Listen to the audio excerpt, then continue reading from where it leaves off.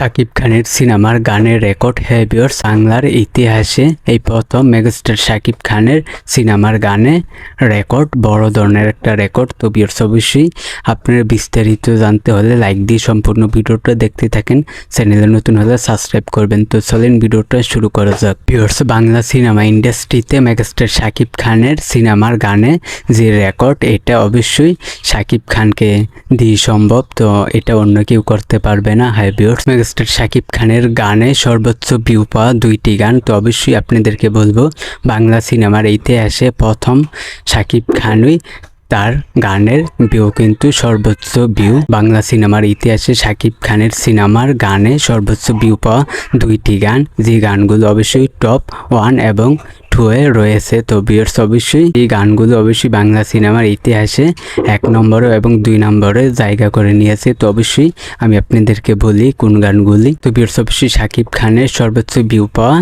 1 নম্বরে যে গানটি রয়েছে, তো ভিউয়ার্স অবশ্যই ইতিহাসে এটি প্রথম বাংলা সিনেমার গান যা সর্বোচ্চ ভিউ পাওয়া সিনেমার শাকিব খানের সিনেমার গান।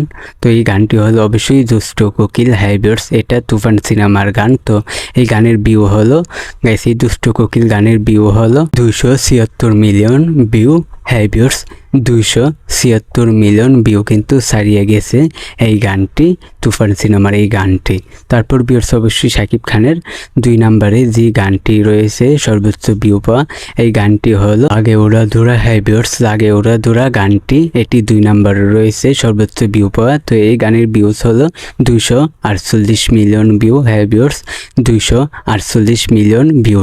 তো ভিউয়ার্স অবশ্যই শাকিব খানের সিনেমার ইতিহাসে এই দুইটি গান যা 1 এবং 2 নম্বরে রয়েছে। হাই ভিউয়ার্স, বাংলা ইতিহাসে এই দুইটা গানই প্রথম সর্বোচ্চ ভিউ পাওয়া শাকিব খানের, এবং কি সিনেমা ইতিহাসে বাংলা সিনেমার এই দুইটা গানই বেশি সর্বোচ্চ ভিউ পাওয়া। এই গানের রেকর্ড কিন্তু মেগাস্টার শাকিব খানই করেছেন। হাই ভিউয়ার্স, এটা শাকিব খানকে দিয়ে সম্ভব।